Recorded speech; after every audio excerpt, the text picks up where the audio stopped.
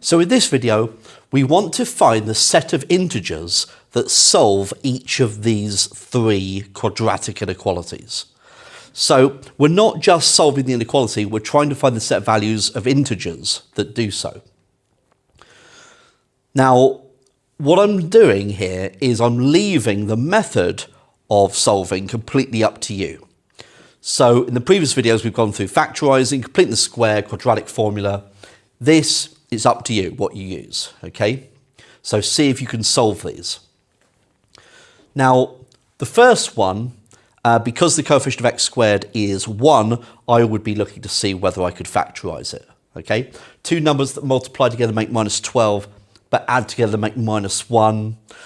Well, that's minus 4 and 3, isn't it? That works. So we could have x take away 4, x plus 3 is less than 0. This is, there's a positive coefficient of x squared, so it's a happy face parabola. So it looks like this. It's going through 4 and minus 3, so minus 3 there, 4 there. So the inequality is asking where is the parabola below the x-axis, that's there, so that region. So minus 3 is less than x is less than 4. But we're asking for the set of integers that solve that. So this is a discrete set of solution set of integers.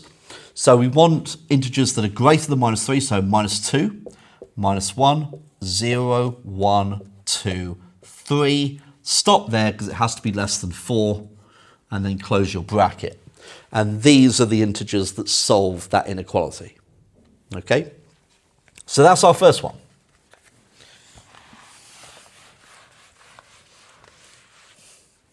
Now, number 2.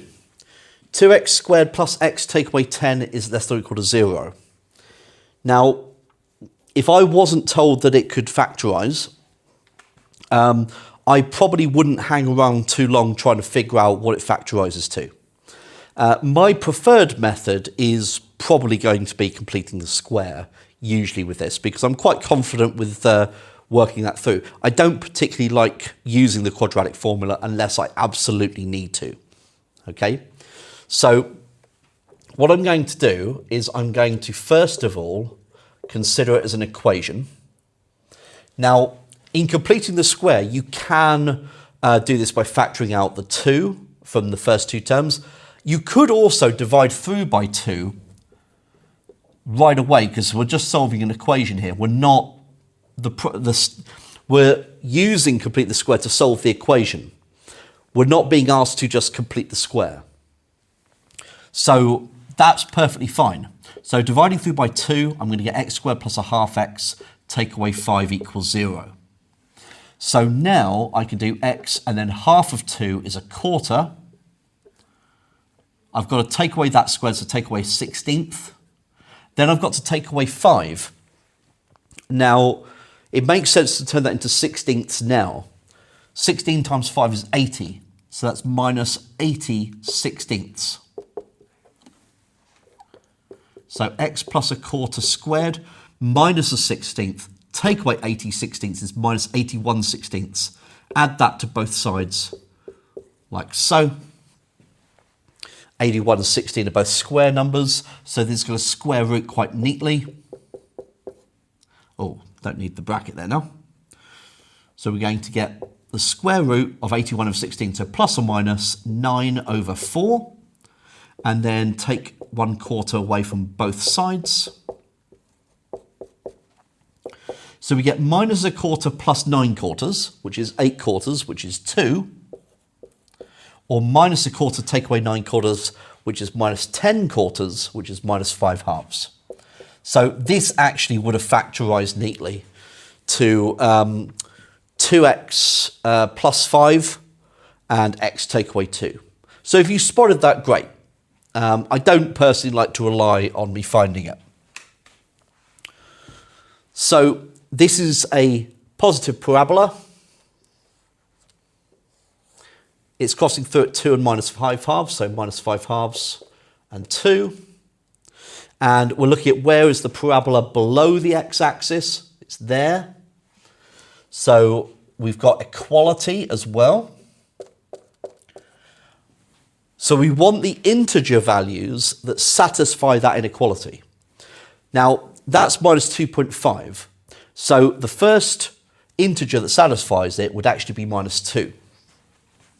So curly bracket, minus 2, then minus 1, 0, 1, and 2, because we're including that one.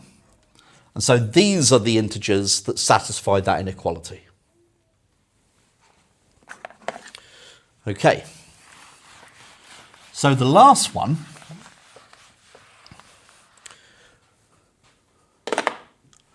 doesn't look particularly nice. Let's start off as an equation. So minus 5x squared, take away 18x plus 35 is equal to 0.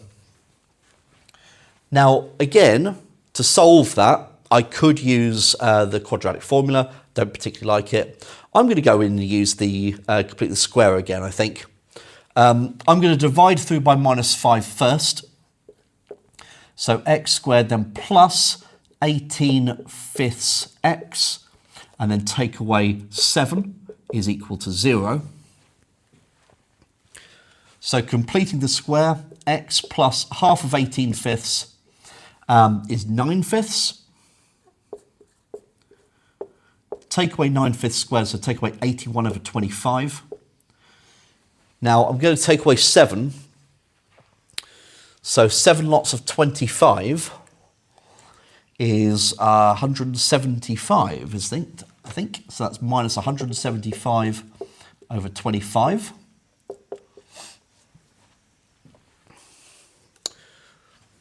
So we have x plus 9 fifths squared. So 81 plus 175 is 256. So we had minus 256 over 25, add that to both sides. Now, 256. I don't know that square number. It's 16, isn't it? I thought it might be 16 because the 6 sixes are 36. But for some reason in my head I was going, that just feels a little bit big. Okay. So square rooting both sides. X plus 9 fifths is equal to plus or minus 16 over 5. And then I'm going to subtract 9 fifths from both sides. Now minus 9 plus 16 is 7. So we're going to get 7 fifths, or minus 9 fifths take away 16 fifths would be minus 25 fifths. 25 over 5 is 5, so minus 5. Okay, so we have a negative parabola because of the minus 5 there. So it's got a parabola that looks like this. It's going through minus 5 and 7 fifths. And we're asking where is the parabola above the x-axis. So that's there. So we're looking between minus 5 and 7 fifths. So the integers that satisfy that would be the integers greater than minus 5, so minus 4, minus 3, minus 2, minus 1, 0, 1. Now 7 fifths is 1.4.